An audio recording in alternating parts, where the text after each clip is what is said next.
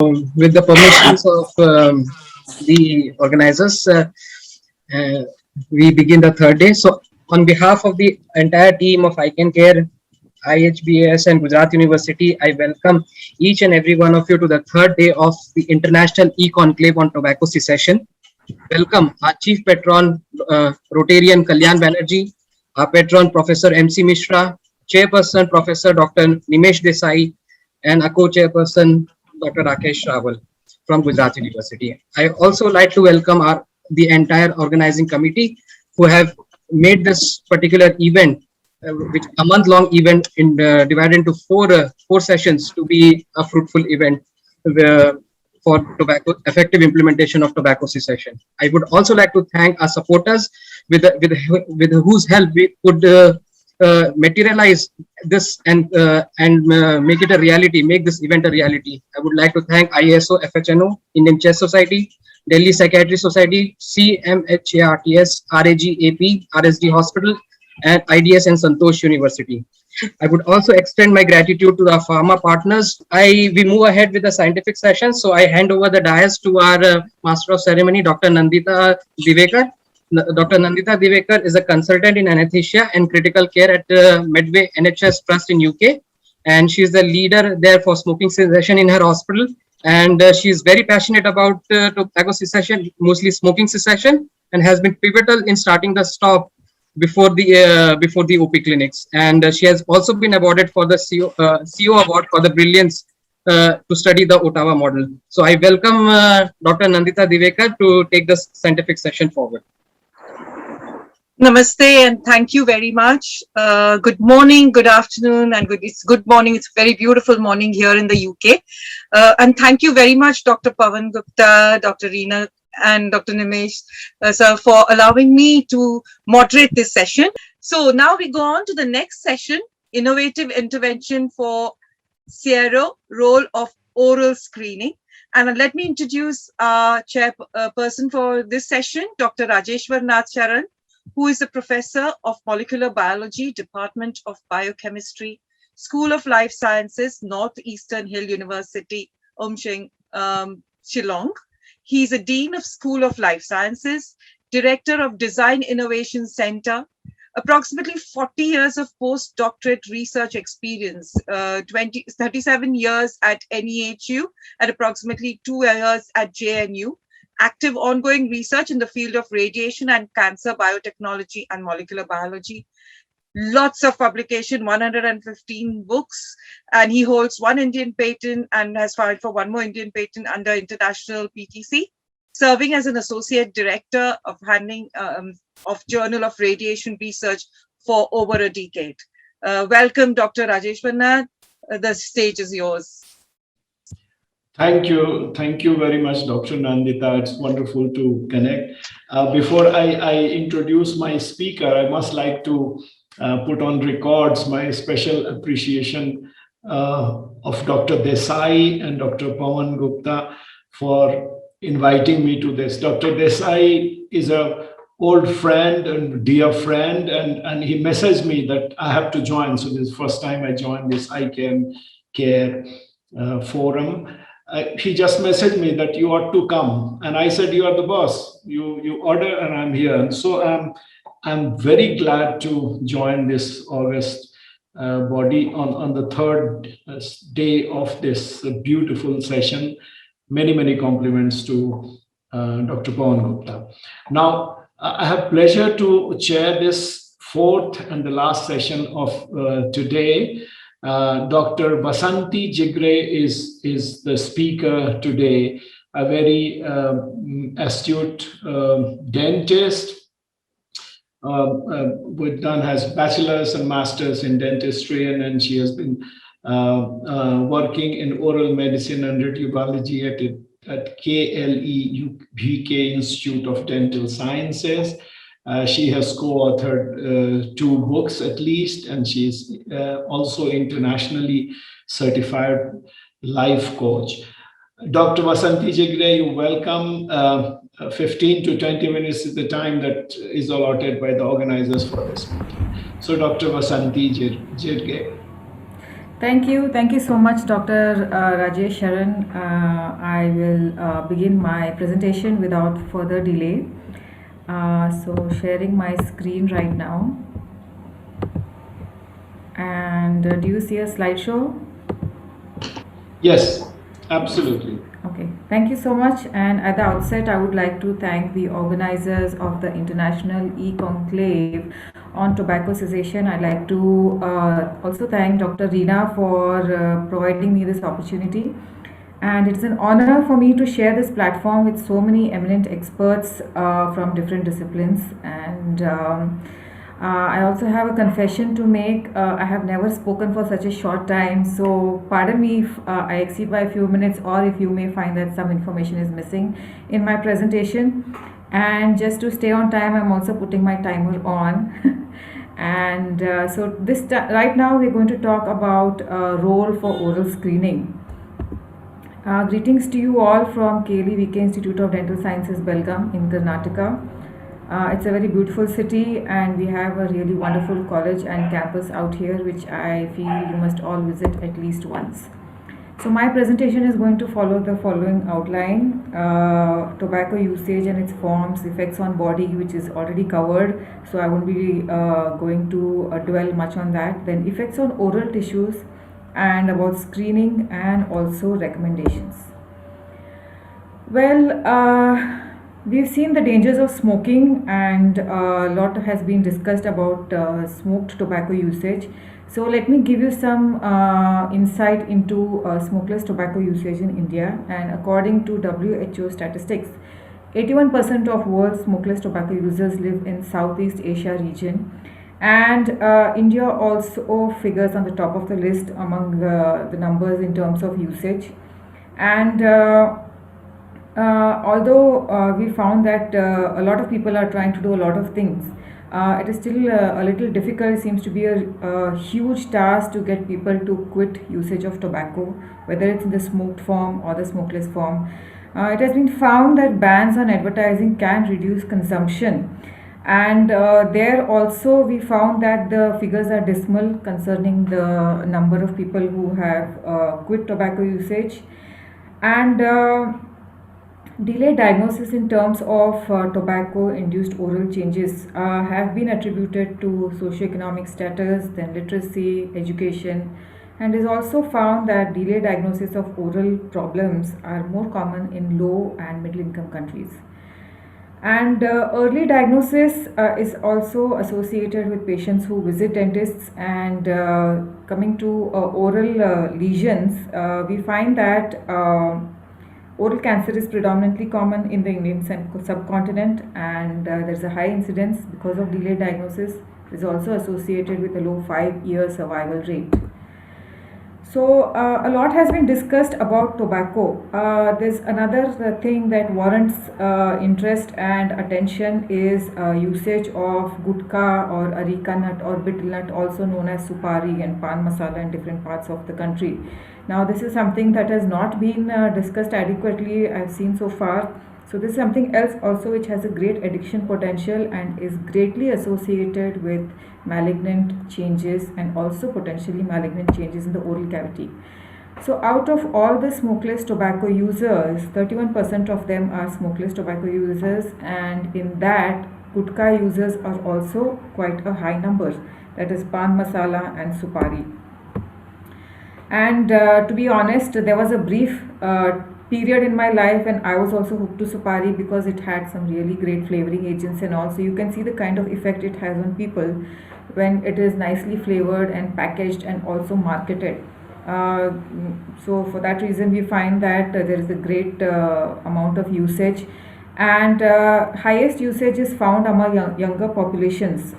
We have seen in my practice in the clinic, in the college, we find that tobacco and gutka associated changes are becoming increasingly common in younger people, even as young as 15 to 20 years. You may find that hard to believe, but this is what's happening. And an interesting fact is that if we ban all this, then This is the amount of losses we are looking at in terms of business and the impact it will have on the nation's economy also. So it's a kind of a cliffhanger. What do we do about it? So, along with tobacco usage, we have to talk about usage of an addiction to gutka or supari. This is another thing that needs to be addressed because it also has a very, very bad impact on the oral cavity in a long duration.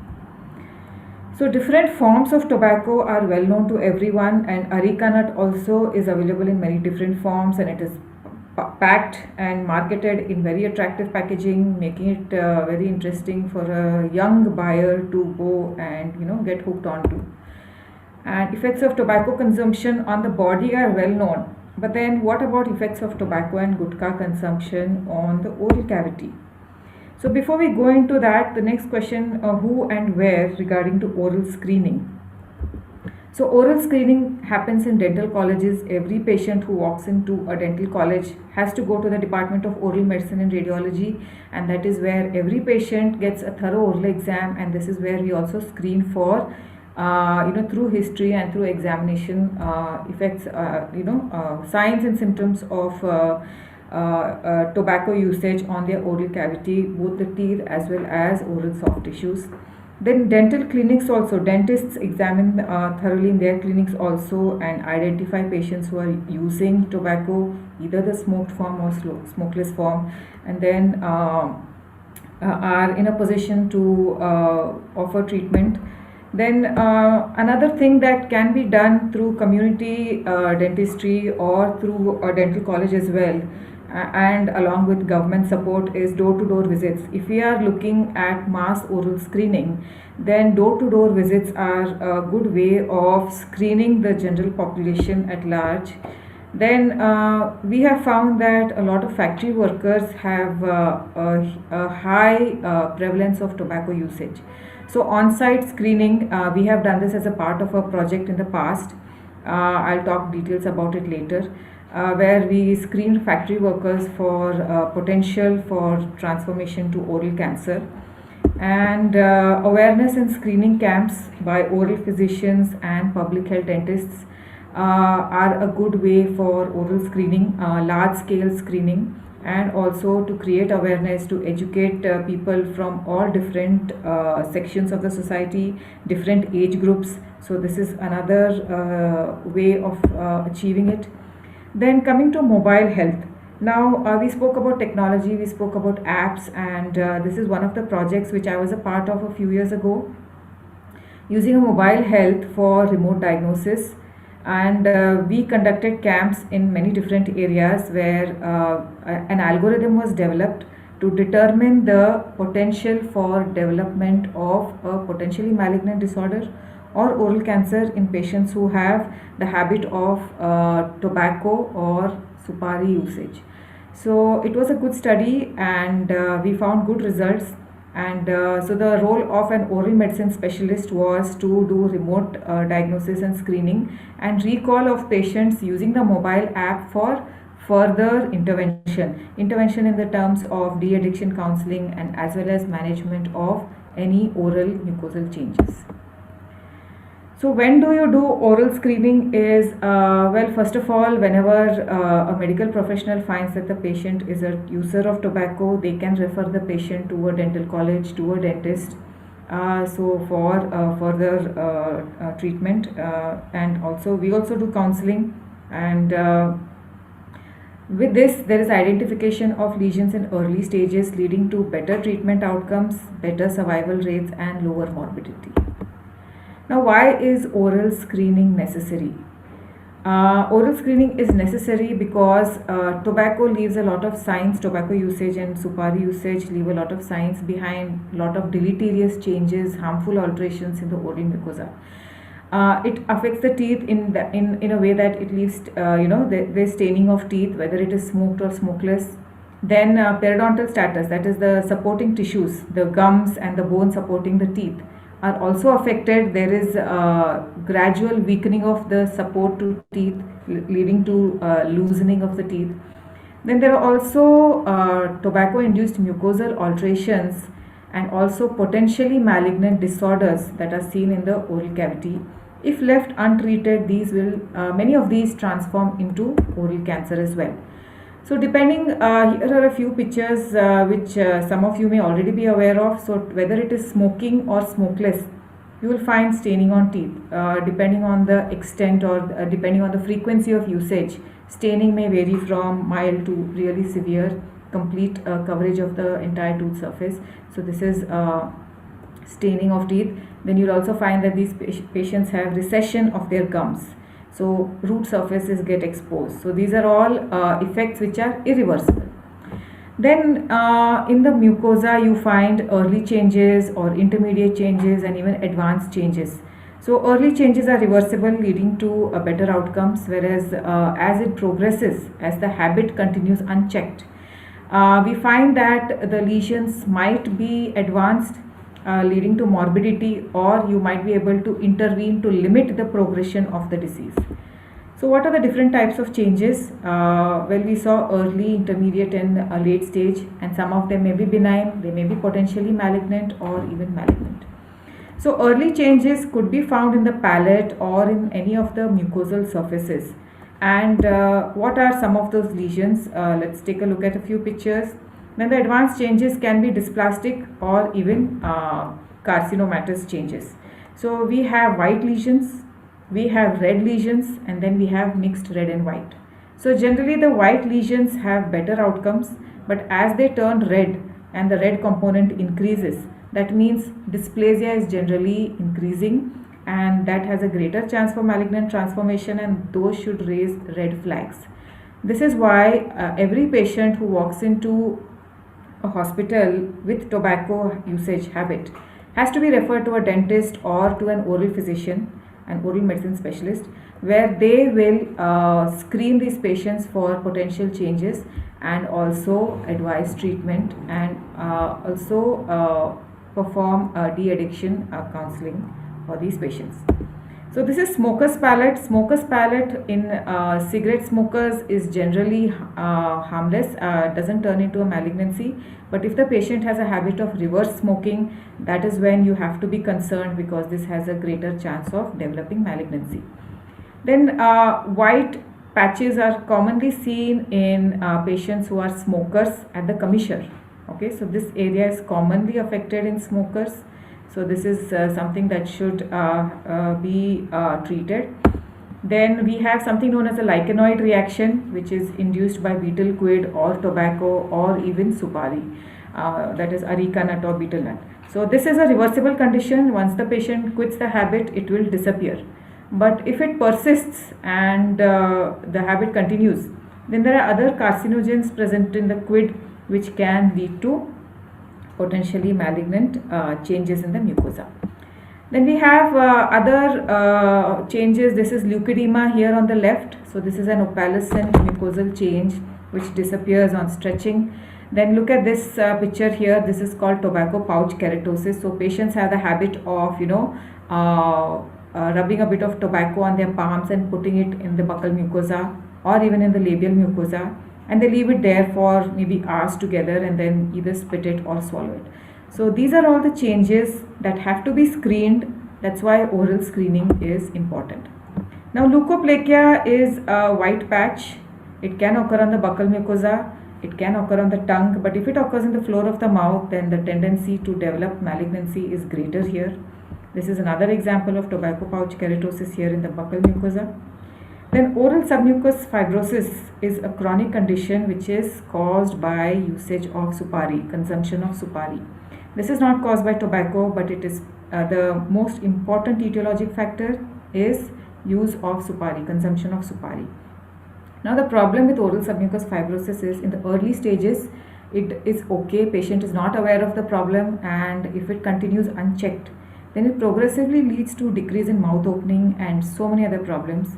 And this is another lesion which can turn into a malignancy. So we have seen a lot of patients with oral submucous fibrosis who have difficulty in opening their mouth and have also developed a malignant transformation, an ulcerated lesion in their oral cavity. And once it transforms into a malignancy, we are all aware of how significant it is in terms of morbidity and mortality, and the impact it has on the finances of a patient. So this is oral submucous fibrosis. You can see pale mucosa. We call it a marble-like appearance. There is a progressive decrease in mouth opening, and in the earlier stages when restriction is less, trismus is less, these patients have better outcomes. We like 3 to 4 centimeter mouth opening is generally fine, but as it progressively decreases, we have seen some patients who do not have even 1 centimeter interincisal distance. So such patients, these people are not even aware of the problems of using tobacco and gutka. It is so deeply ingrained in our culture and in our beliefs that they are completely oblivious to the harmful effects of using tobacco and supari. So what we need to work on is much deeper than just counseling. We probably need to work on a shift in our mindset regarding the usage of areca nut as well as tobacco.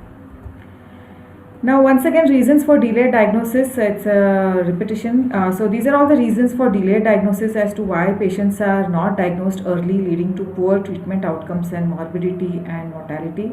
It's primarily lack of awareness and also the socioeconomic status not permitting them to seek treatment early. And socioeconomic status is also linked with awareness, linked with education levels.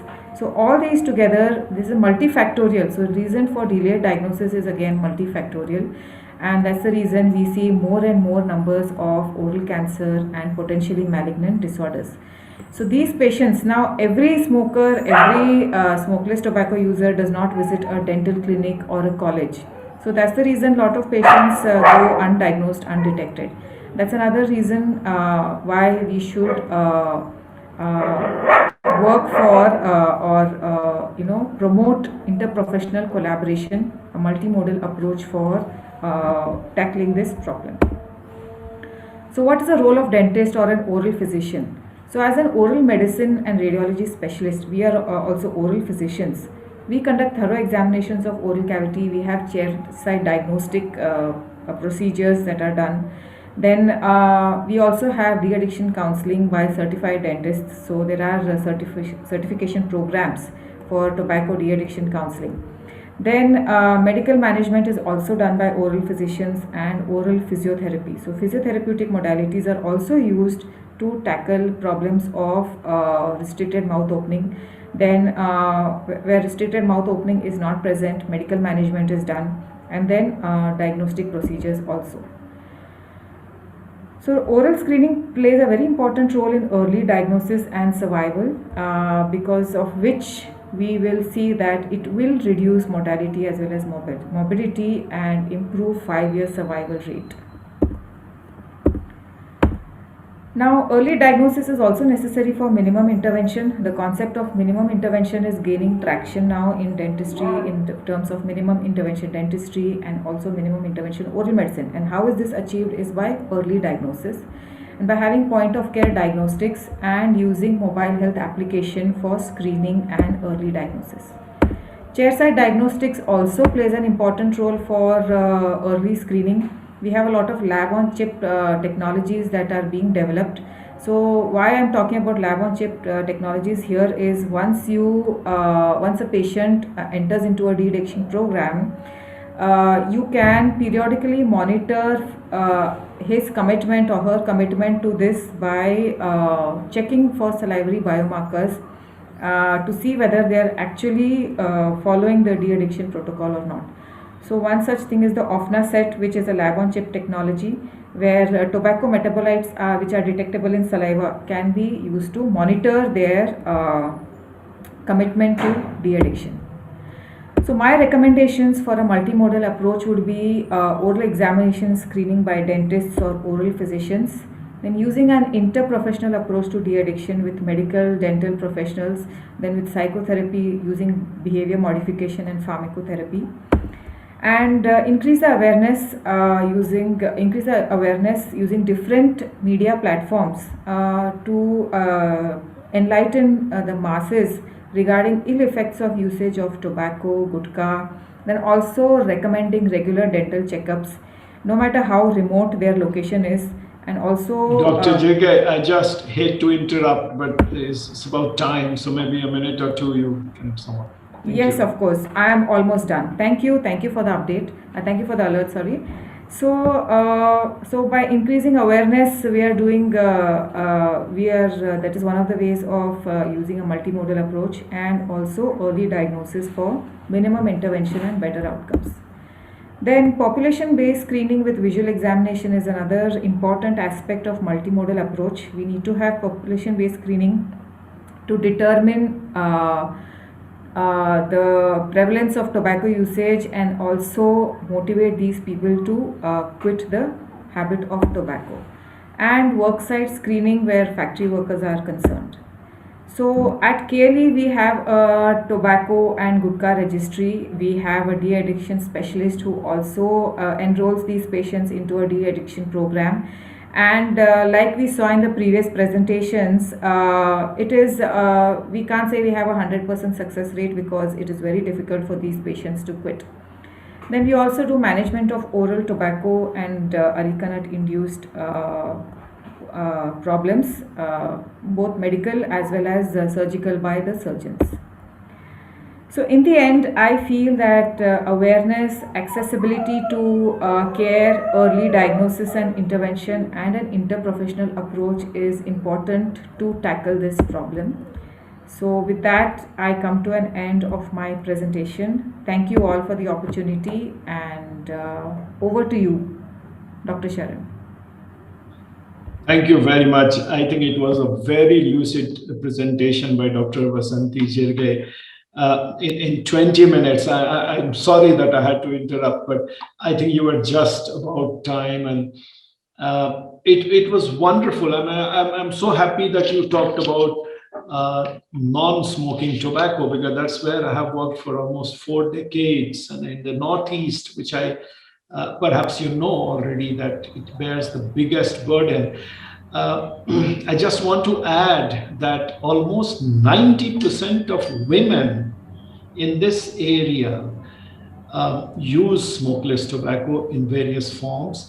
And that's very, very worrying for me as a scientist, because I know what genetic implication it has on propagation of this genetic vulnerability to get addicted to smokeless tobacco. So it was a very, very dear topic to me. I also know that this is a big problem for this CRO, this whole region, comprising about 11 countries in South Asia. And, the burden, as you rightly said, is over 81% from that point. So it's a very, very, she has talked so lucidly that it's very difficult for me to summarize, but to say that it was a wonderful speak.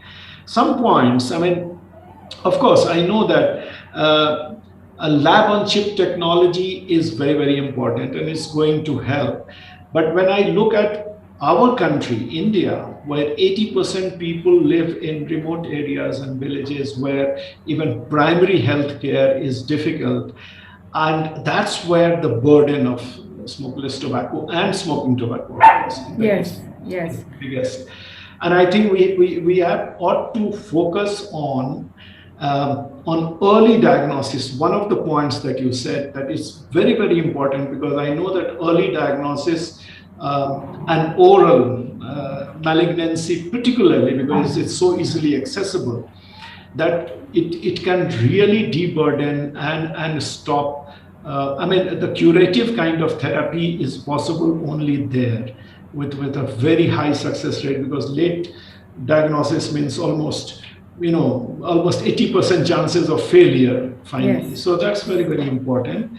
And I think the point was very well made.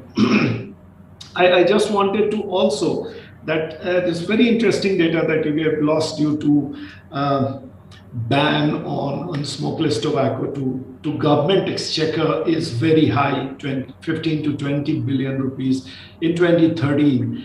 But I must also point out that at the same time, the loss to the nation, which is actually to the government, in terms of loss of man-hour, in terms of healthcare expenses, far exceed encourage that it has to be seen as a good balance.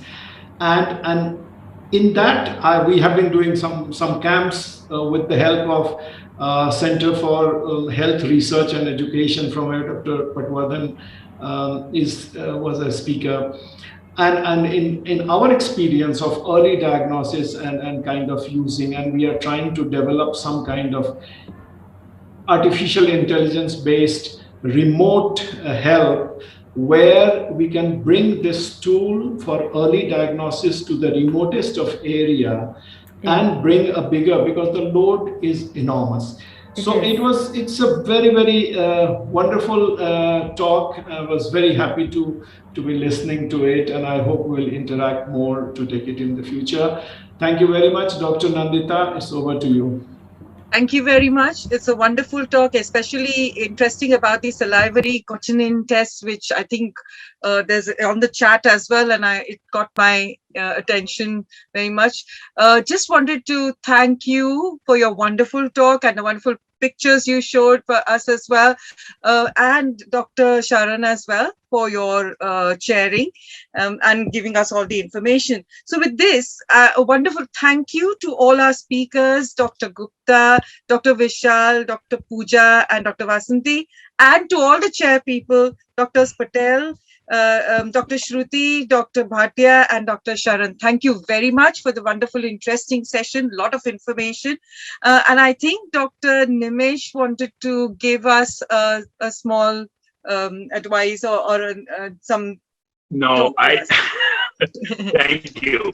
I know, I just wanted to flag that one, it's been great. Pawan and team and I can care have been great along with Dr. Rina. I just wanted to flag that on the 25th, next Sunday, I need to summarize toward the end of the afternoon the consensus statement. And so a few of the points that I quickly want to highlight, that if any one of you here today will please send by email or WhatsApp your ideas.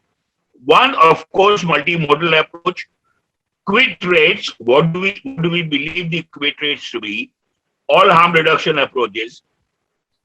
Do we envisage an algorithm for different clinical situations? I really do wonder, and of course, Dr. Pawan and a few other colleagues, we will interact more, but would we envisage by next Sunday 2 or 3 possible algorithms? What's come up today has been also great about psychosocial model and how do you combine. What we don't have still today is how do we combine different approaches, and I'm going to try and pick brains on that in the next one before I summarize next Sunday. The last thing I want to say is that the talk by Dr. Vasanti has brought out Dr. Rajeshwar has been working for a long time on. Pawan, we need to perhaps think of new terms like that is not only SLT, which a term that I don't like. Smokeless tobacco is a Western word as a treatment method, but chewing or use of tobacco, like Vasanti highlighted, you know very well, and Dr. Rajeshwar knows very well. We perhaps start thinking and talking about the health effects of non-tobacco chewing habit. Come up last Sunday, it's come today. So those are the few points that I had. Also, what do we learn from, what lessons do we learn from alcohol treatment and prevention? A lot of our psychiatry and mental health colleagues are here. So my major point is, please, everybody who is here, please be here next Sunday. And if you have ideas, please come on to me so that we'll have an attempt at census statement next Sunday toward end. Thank you so much.